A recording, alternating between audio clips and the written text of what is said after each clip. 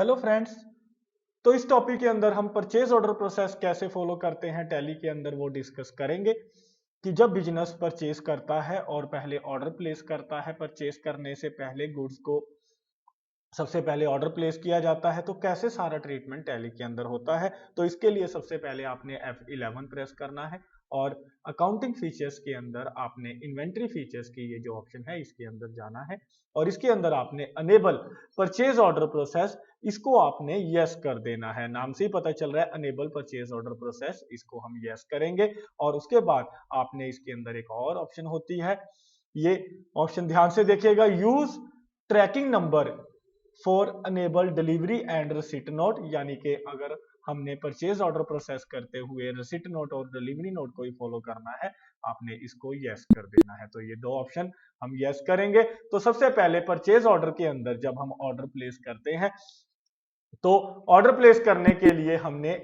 Accounting voucher के अंदर नहीं जाना। जैसे कि मैंने अकाउंटिंग वाउचर ओपन कर लिया था क्योंकि हमारी मोस्टली आदत बन जाती है, हम जब भी एंट्रीज डालते हैं तो सबसे पहला हमारा हाथ अकाउंटिंग वाउचर की तरफ जाता है। तो आपने ऑर्डर वाउचर के अंदर जाना है क्योंकि हमने परचेज ऑर्डर प्लेस करना है। तो यहाँ पे आपने ऑल्ट F4 प्रेस करना है या इस परचेज ऑर्डर बटन पे प्रेस करना है। तो यहाँ पे परचेज ऑर्डर लिखा नजर आएगा, आप देख सकते हो स्क्रीन पे। और जिससे हमने गुड्स परचेज की हैं, मान लेते हैं हमने ये लांबा ट्रेडर से गुड्स परचेज करनी है जो उत्तर प्रदेश के अंदर है, उसका ये जीएसटीएन नंबर जिससे हम गुड्स परचेज कर रहे हैं।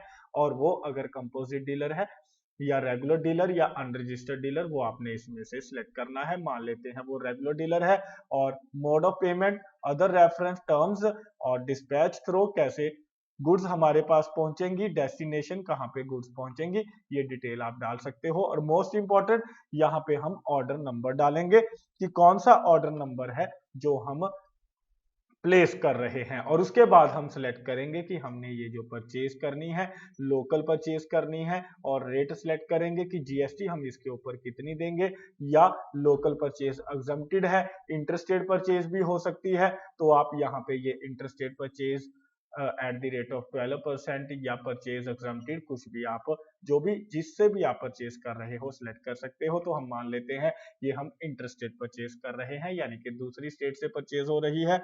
और यहाँ पे हम आइटम सिलेक्ट करेंगे जो जो आइटम हमने परचेज करनी है। जैसे कि हमने ये एप्पल फोन मान लेते हैं परचेज करना है और यहाँ पे ये हमसे ड्यू डेट पूछेगा कि कौन सी डेट को हम ये जो गुड्स परचेज कर रहे हैं वो हम रिसीव करेंगे, यानी कि कौन सी डेट को हमारे पास ये गुड्स आएंगी।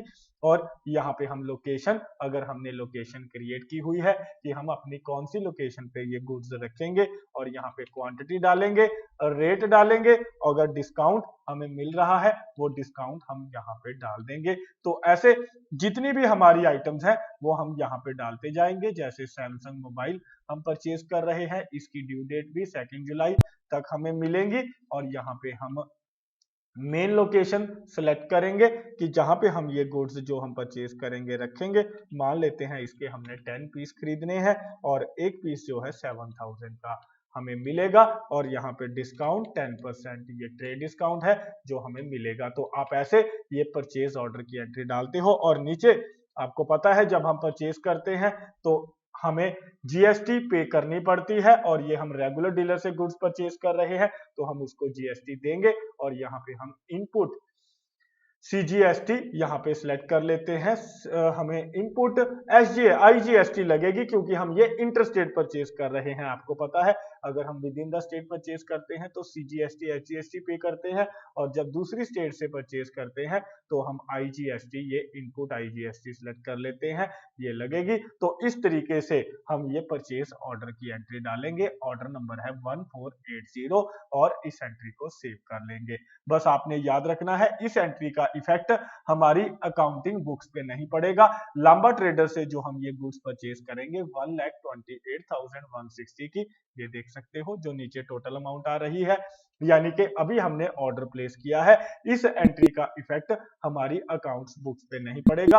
अगर आप चेक करना चाहते हो देख सकते हो, आप डिस्प्ले के अंदर जाइए, अकाउंट बुक्स में जाइए, लेजर खोलिए, यहाँ पे आपने लांबा ट्रेडर्स खोलना है अकाउंट, तो आपको यहाँ पे वो एंट्री नहीं दिखाई दे रही, यानी कि जो हमने परचेज ऑर्डर प्लेस किया है। तो क्योंकि परचेज ऑर्डर का इफेक्ट हमारी अकाउंट बुक्स पे नहीं पड़ता।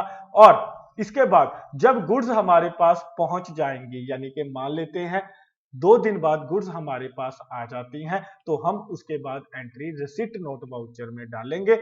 तो अगर हम ये रिसिट नोट वाउचर का प्रोसेस फॉलो कर रहे हैं, तब हमने एंट्री रिसिट नोट वाउचर में डालनी है। और अगर ऑर्डर के बाद सीधा हम परचेज की एंट्री भी डाल सकते हैं, यानी कि 2 स्टेप भी फॉलो कर सकते हैं या 3 स्टेप भी, ये कंपनी पे डिपेंड करता है कि वो 2 स्टेप फॉलो करती है। पहले परचेज ऑर्डर प्लेस किया और उसके बाद हम अकाउंटिंग वाउचर के अंदर जब हमारे पास गुड जाएंगी तो हम परचेज वाउचर में एंट्री डाल देंगे, यानी कि परचेज की एंट्री डाल देंगे इस परचेज वाउचर के अंदर। या फिर आप कई कंपनीज जब गुड्स आ जाती हैं और गुड्स आने पर सबसे पहले इन्वेंट्री वाउचर के अंदर जाकर हम रिसिट नोट की एंट्री डालेंगे। हमने एक्टिवेट किया था रिसिट नोट वाउचर को, तो आप रिसिट नोट वाउचर के अंदर भी एंट्री पहले डाल सकते हो। कंपनी चाहती है पहले गुड्स को रिसीव किया जाए, और जैसे ही आप रिसिट नोट वाउचर में एंट्री डालोगे, आपके स्टॉक यानी कि जो भी आपकी गुड्स है उसका स्टॉक आपके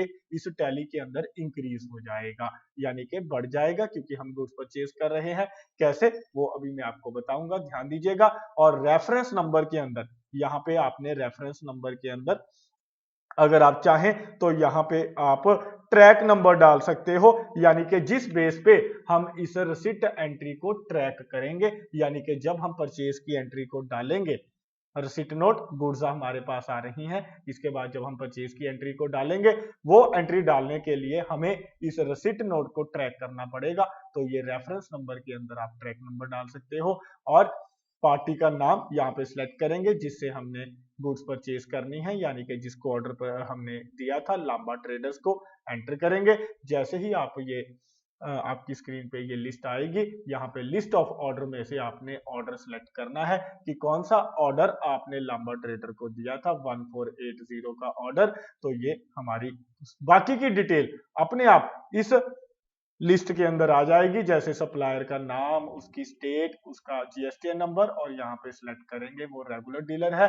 और ये बाकी सारी डिटेल आप देख सकते हो। इंटरस्टेट परचेज हुई है 12% पे, जब हमने परचेज ऑर्डर डाला था, वो अपने आप सारी डिटेल ऑटोमेटिकली उठा लेगा इस रिसिट नोट के अंदर। और आपने ये देख सकते हो जो हमने ट्रैक नंबर डाला था 1750, ये ट्रैक नंबर डालना है जिस पेज पे हम परचेज की एंट्री डालेंगे। तो ये हर आइटम के अंदर 1750 ये ऑटोमेटिक उठा लेगा। अगर हमने बाहर रेफरेंस नंबर में डाल दिया, यहाँ पे डाल दिया है 1750, तो हर आइटम के अंदर ये ट्रैक नंबर अपने आप उठा लेगा जिस बेस पे हम परचेज की एंट्री डालेंगे। तो इस तरीके से जब गुड्स हमारे पास आ जाती हैं, हम एंट्री डालते हैं। और जब आप ये एंट्री डाल दोगे, इसके बाद आप देखोगे, आप चेक कर सकते हो, आप अपनी स्टॉक समरी के अंदर जाके देख सकते हो, आपके पास ये जो सैमसंग मोबाइल है इसकी क्वांटिटी बढ़ गई है। तो आप देख सकते हो क्वांटिटी बढ़ गई है 10 क्वांटिटी, और आपने ये जो एप्पल के फोन खरीदे थे इसकी भी क्वांटिटी इंक्रीज हो गई है। लेकिन अगर आप डिस्प्ले के अंदर जाओगे, अकाउंट बुक्स के अंदर जाओगे, लेजर के अंदर, और ये लंबा ट्रेडर का अकाउंट अगर आप खोलोगे, यहां पे आप देखोगे यहां पे अभी एंट्री नहीं पहुंची है। यहां पे एंट्री तब पहुंचेगी जब हम परचेज की एंट्री डाल देंगे। तो अब हमें तीसरी एंट्री एक और डालनी पड़ेगी परचेज की, यानी कि अब हम ये दिखाएंगे कि हमने ये गुड्स परचेज कर ली हैं। जैसे ही गुड्स हमारे पास आ जाती हैं, उसके बाद ये तीसरा स्टेप होता है इस परचेज ऑर्डर प्रोसेस का, कि हम परचेज की एंट्री डालते हैं। तो आप चाहें ऑर्डर परचेज ऑर्डर के बाद डायरेक्टली परचेज वाउचर में भी एंट्री डाल सकते हो, क्योंकि हम नहीं चाहते रिसिट नोट की एंट्री डालना, तो आप डायरेक्ट परचेज में भी एंट्री डाल सकते हो। लेकिन अगर आप 3 स्टेप फॉलो करना चाहते हो, ये कंपनी या बिजनेस पे डिपेंड करता है कि पहले वो परचेज ऑर्डर भेजते हैं, फिर रिसिट नोट करते हैं, और फिर परचेज में एंट्री डालते हैं। और अब हम परचेज वाउचर में एंट्री डालेंगे। आपने परचेज वाउचर में एंट्री डालने के लिए F9 प्रेस करना है, और उसके बाद ये परचेज वाउचर आएगा।